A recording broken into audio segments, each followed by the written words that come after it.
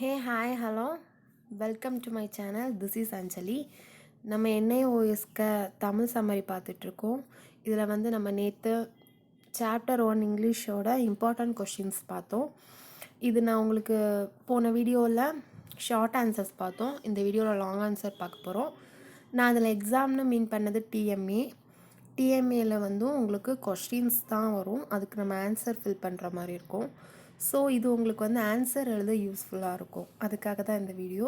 Screenshot எடுத்து வச்சுக்கோங்க. Okay, long answer பார்க்கலாமா? narrate the incident of how the crow saved the deer from the farmer's trap. Story ஞாபகம் இருக்கும். அந்த farmer கிட்ட அந்த நெட்டுக்குள்ளே மாட்டின அந்த டியரை அந்த க்ரோ புத்திசாலித்தனமாக காப்பாத்துச்சுல. என்ன சொல்லுச்சு? நீ அதுக்குள்ளே அந்த ஃபார்மர் வந்து பார்க்கும்போது இறந்த மாதிரி நடிச்சுக்கோ.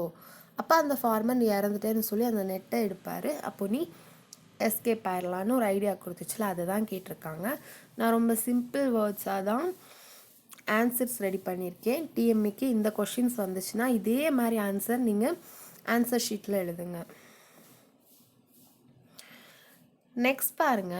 Discuss the moral lesson conveyed by the story the crow and the dear.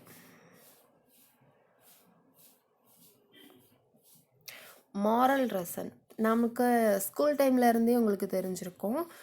சின்ன லோவர் ஸ்டாண்டர்ட் படிக்கிறதுலேருந்தே நமக்கு ஒரு ஸ்டோரி சொல்கிறாங்கன்னா அதில் ஒரு மாரல் மீனிங் இருக்கும்.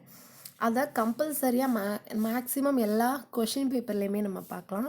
ஸோ இந்த கொஷினை நம்ம அதிகமாக டிஎம்ஏக்கு எதிர்பார்க்கலாம்.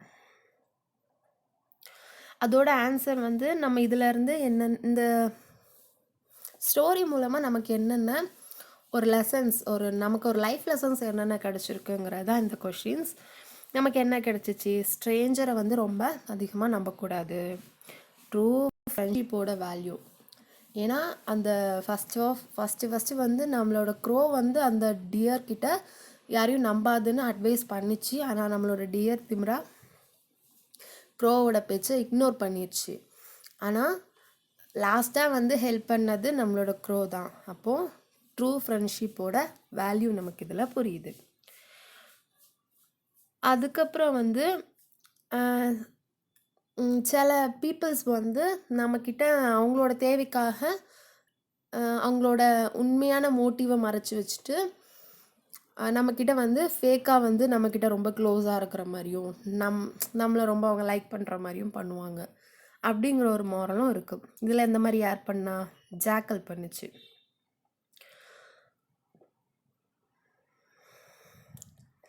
ஆனால் இதில் வந்து லாஸ்ட்டாக வந்து அதுக்கப்புறம் என்னாச்சு? அந்த டியர் வந்து லாஸ்ட்டாக அந்த ட்ராப்பில் இருக்கும்போது எதோட வேல்யூ புரிஞ்சிச்சு? ட்ரூ ஃப்ரெண்ட்ஸோட வேல்யூ. அவங்க ஒரு அட்வைஸ் கொடுத்தாங்கன்னா அவங்க நம்ம சும்மா சொல்ல மாட்டாங்க. அதில் ஏதோ ஒரு மீனிங் இருக்குங்கிறத அந்த டியர் மாட்டிக்கிட்டு கஷ்டப்படுறப்போ தான் புரிஞ்சிச்சு. ஆனால் நம்ம ஏதாவது ஒரு மிஸ்டேக் பண்ணுறோம், நம்ம கூட இருக்க ட்ரூ ஃப்ரெண்ட்ஸ் அதை பண்ணாத தப்பு அப்படின்னாங்கன்னா அதை கேட்கலாமே அப்படிங்கிற மாதிரி தான் இதில் உள்ள moral. Next question பாருங்க. How does the character of the crow stand out in contrast to the deer and the jackal? ஓகேவா? இதோட வந்து நம்மளோட 3 கேரக்டர்ஸ் சொல்ல போகிறோம். யாரோடதெல்லாம்? Crow, deer, jackal. நம்மளால் சிம்பிளாக சொல்ல முடியும்ண்ணா. க்ரோ எப்படிப்பட்ட டைப்? க்ரோ வந்து ரொம்ப நல்ல ஃப்ரெண்ட்ஷிப்பானது. டியருக்கு லாஸ்ட்டு வரை ட்ரூவாக இருந்துச்சு. ரொம்ப லாயலாக பிஹேவ் பண்ணுச்சு. நெக்ஸ்ட் டியர் ரொம்ப இன்னசென்ட், அப்படி தானே? அதனால தான் ஜாக்கலை ஈஸியாக நம்பிச்சு. அண்ட் வந்து ஒரு ட்ரஸ்ட்டு. அது வந்து டியர் நம்ம தப்பு சொல்ல முடியாது. டியர் வந்து அந்த ஜாக்கலை உண்மையாக தான் ட்ரஸ்ட் பண்ணிச்சு. அப்போ அது ஒரு ட்ரஸ்ட்டு, அந்த கேரக்டரில் அதுக்கு ஒரு ட்ரஸ்ட் இருக்குது. சும்மா அதை ஏதோ ஜஸ்ட் லைக் தட்னு அதை ட்ரஸ்ட் பண்ணல. அது ஃப்ரெண்ட்ஸ் யாரும் இல்லை, நான் தனியாக இருக்கேன்னு சொன்னோன்னே அவன் லோன்லியாக இருக்கான்னு உண்மையாகவே நம்பி உண்மையாகவே அவன் கேரக்டரை நம்பிச்சு. ஸோ அது ஒரு ட்ரஸ்ட்டுக்கு ஒரு முக்கியமான எக்ஸாம்பிளாக டியர் இருந்திருக்கு. நெக்ஸ்ட் பாருங்கள் ஜாக்கல். ஜாக்கல் என்ன டைப்பு? செல்ஃபிஷ்னஸ் இருக்கா. அது அந்த நம்மளோட டியரை எப்படியாவது சாப்பிட்ணுன்னு சொல்லி நல்லவங்க மாதிரியே டியரை ஏமாற்றி அதை ஒரு ட்ராப்லேயும் சிக்க வச்சு அதை சாப்பிட்ணுன்னு ட்ரை பண்ணிச்சு.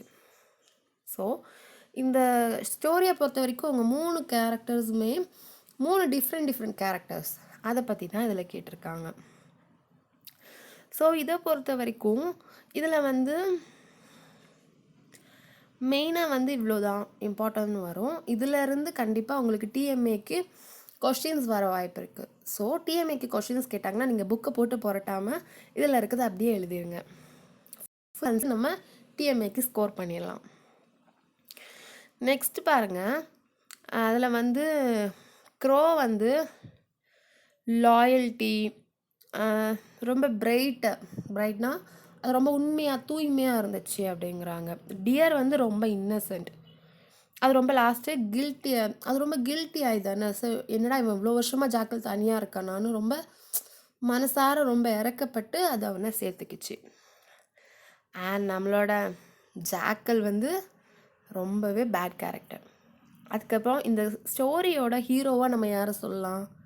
க்ரோ தான் இந்த ஸ்டோரியோட ஹீரோ.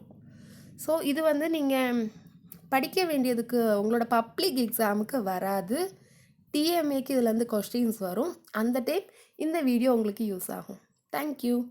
நெக்ஸ்ட் வீடியோ இன்னைக்கு ஈவினிங் நம்ம ஹிஸ்ட்ரியில் ஃபர்ஸ்ட் லெசனோட இம்பார்ட்டன்ட் கொஷின் ஆன்சர் பார்க்க போகிறோம். மறக்காமல் வாட்ச் பண்ணுங்கள். தேங்க்யூ.